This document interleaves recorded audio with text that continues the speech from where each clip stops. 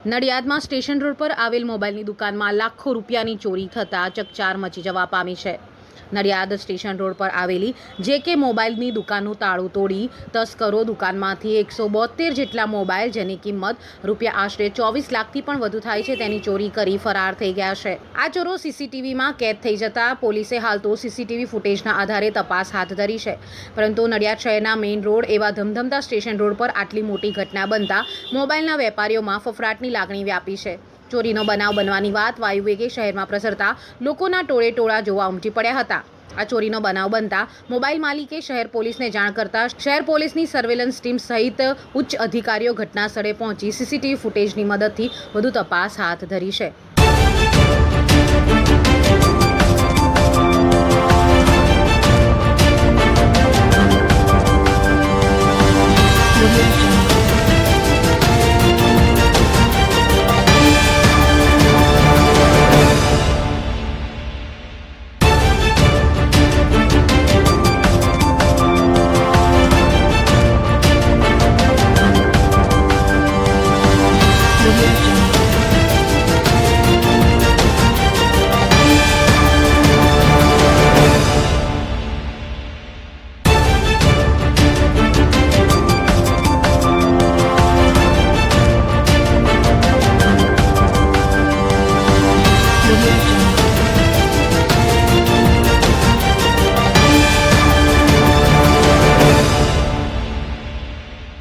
પોતાની જેકે મોબાઈલ નડિયાદ જેકે medical store 24 કલાકની બાજુમાં બસ સ્ટેન્ડ પાસે આવેલ છે। શું બન્યું? સવારે ચોરીની ઘટના બની છે 4:30ની આસપાસ।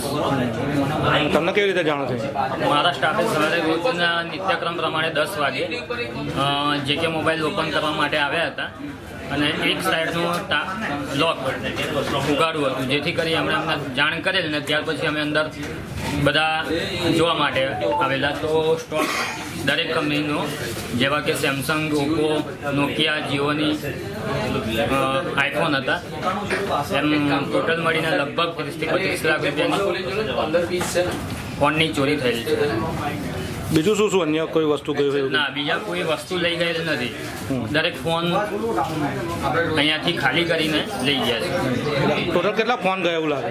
લગભગ બધા ભેગા મળીને 120ની આસપાસ થાય। 120 મોબાઈલ ઇન્સ્ટ્રુમેન્ટ ગયા। 120 એની કિંમત કેટલી થઈ?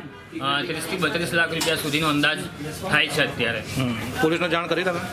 પોલીસમાં જાણ કરેલ અને એમાંથી એલસીબી સાહેબ અને ટાઉનમાંથી પણ અને એસઓજીમાંથી પણ અહીંયા સ્ટાફ આવેલ છે।